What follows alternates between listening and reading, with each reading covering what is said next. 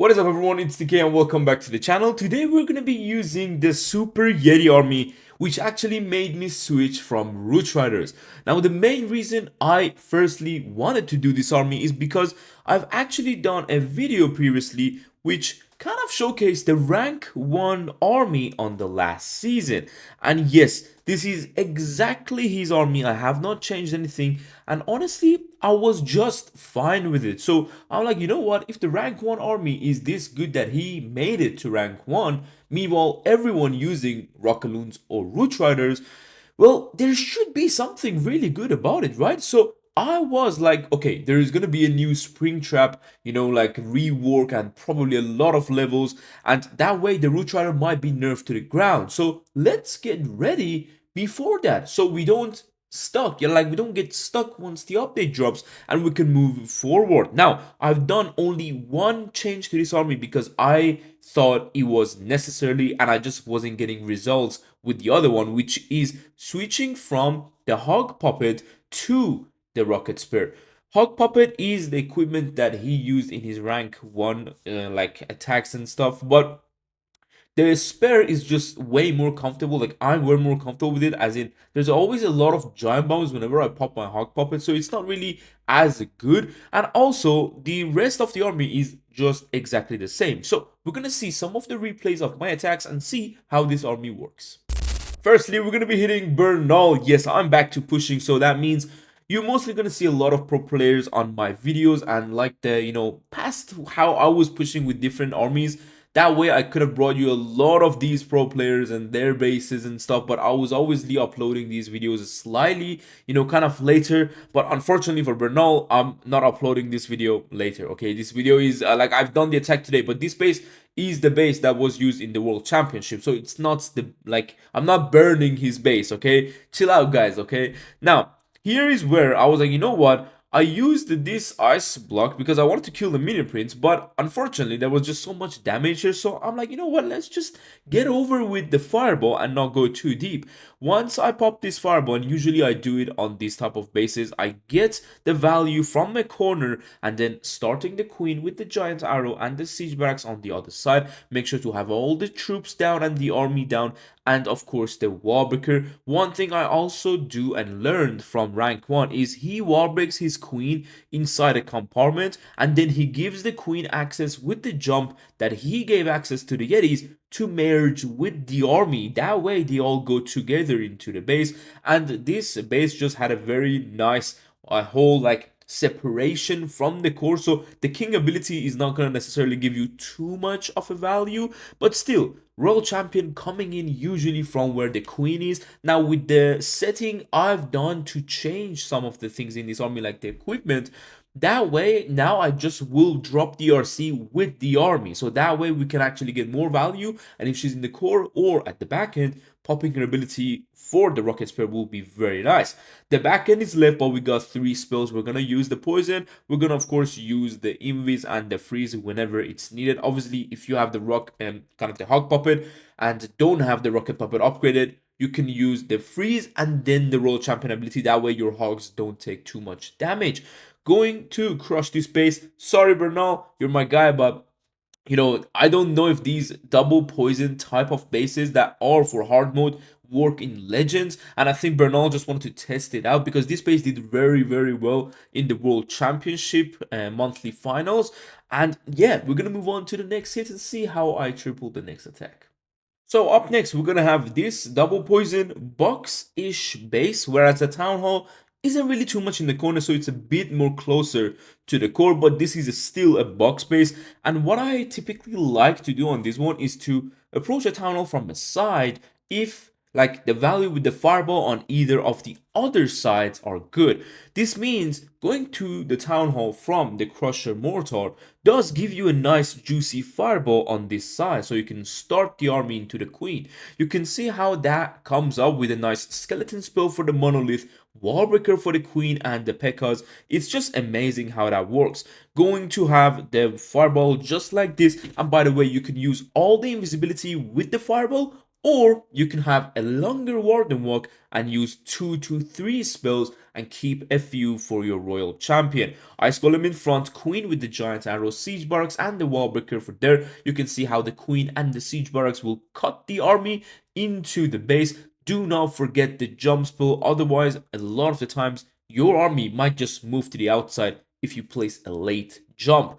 Don't worry about anything after that. You're gonna go with the poison on the clan castle, rage the army moving through the core because the ice golems will slow you down. RC to help the queen on the monolith side so she's not gonna be alone, and RC can clear a lot of the damage. This is where you have to wait for the king ability. Pop it whenever it's needed, and look at this. I'm still not popping it. We're gonna go a bit more forward, and I see where the value comes with the opening of the base, and this is where you know the base is gone.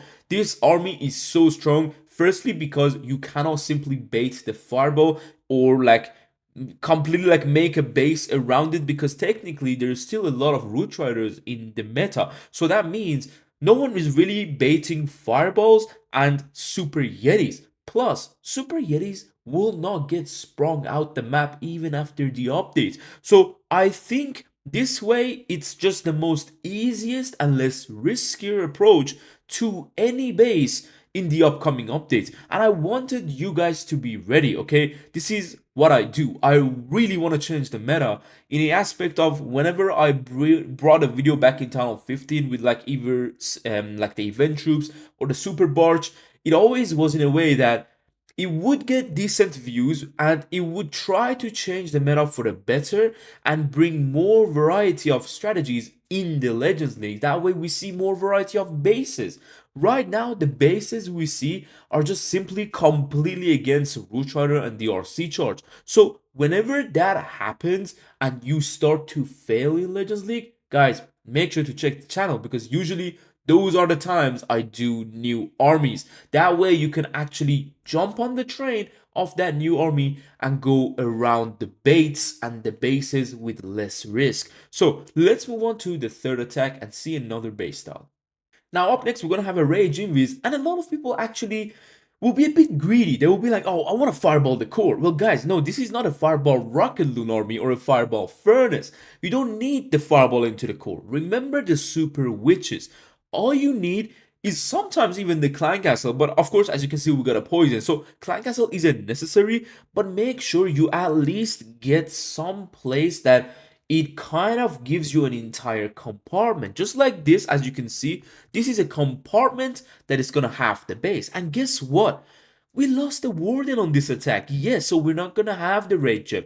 Queen Giant Arrow and the Siege Barracks, we activated the invisibility tower, and I want you to notice my jump spell. I'm gonna wall break the queen and jump the junction. This means the queen will get added to the army so they can move in together. Now, of course, the king is a bit going weird, but he will eventually come back, and with not having the warden, there's going to be some tough things to go through in the core. And because we didn't use the poison, we're going to use the poison here on the minion prince. Ice Golem popping amazingly. Now watch the king ability opening everything on this base, and again, once that happens, you know you got the triple because you have the power and the tanks in the core and the beautiful royal champion walking around it. So that's why, you can usually have the RC either in the core, it will be fine, but you need the rocket spare if that's the case, or if you have the hawk puppet, have the RC around the core. That way you can actually help the queen on the outside sometimes, help the army on the outside too, and help anything that is damaging your army in the core from the outside. So the synergy of this army is perfect, and this is why I have not brought a Super Yeti video for you guys, because I couldn't find the perfect army. And Kratos, which is the rank 1 last season, he found the perfect army of Super Yetis. Either he made it or he edited someone else's super Yeti strategy. It does not matter. This is his army that I'm using, and it's actually working amazingly. 2 or 3 of my friends actually switched to this army because Root Riders still give you the triple. It's not like they don't triple anymore. It's exactly like they're tripling a lot, but they will get a nerf in the future with the rework of the Spring Trap. It's there and we know it's coming, so why not get prepared for it. Last attack, and I wanted to bring you a double rage base. Obviously, I wasn't showing you at the start because everyone knows what to do with the fireball on the rage tower, right? So you will technically go for a rage tower, get it crushed, and move around whichever kind of warden whenever they're gonna step up and something. But one thing I want to tell you is that you don't necessarily always have to go for the rage tower. Just like we did on the invis rage base, you can also just get like half of the base, but that way you just have 2 rage towers to deal with. But it's a less riskier method. Now what I do here is I want to go through the lower side with the fireball, and I want to get a fireball onto the rage tower. If you want to have a longer warden walk, that means the warden will go into a lot of damage, so that way you must either spend so much like spells and stuff. And notice how I placed the invisibility, guys. This is important because notice a lot of people might have placed it like this, and then the Tesla here might have been annoying, but the way I placed it was a bit more to the left, as you can see. In case there are some Teslas popping, we also cover them, and you can see with the beautiful fireball onto the rage tower, we grab the base. Now about starting the army, if you have the warden on this side, well, obviously it's a lot easier to start it into the town hall, and also you will reach the rage tower once you have a lot of HP of the troops.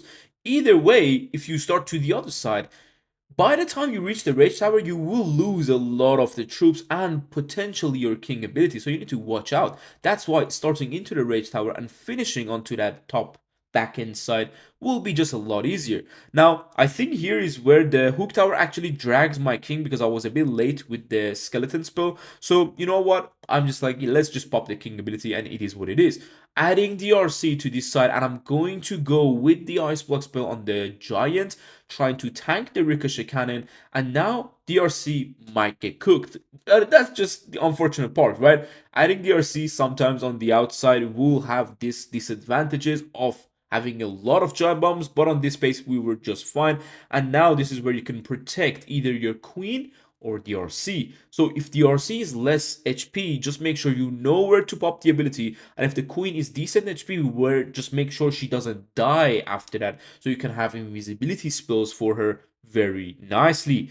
Going to crush this base with so many troops and swag spells, and as I told you, these bases are just typically not for it. Otherwise, if you wanted to RC charge this base, look how much giant bombs there are next to the rage towers. And I know a lot of people love to go for rage towers or the sides of it. But with the fireball super yetis, man, you just chill. You just do the fireball, start the attack, pop a nice jump and king ability, and you're basically done. This army is really, really powerful. I'm not saying it's the easiest army in the game, but it's definitely something that you can switch to and actually enjoy it right when you switch, so you don't need crazy amount of practice with it. That's why I wanted to kind of switch to this army and bring it to you guys, because you will feel more comfortable and confident in this army. Hopefully you guys enjoyed this video. The link of it will be down below in the description. Make sure to like and subscribe. I will see you soon in the next one. Take care and peace.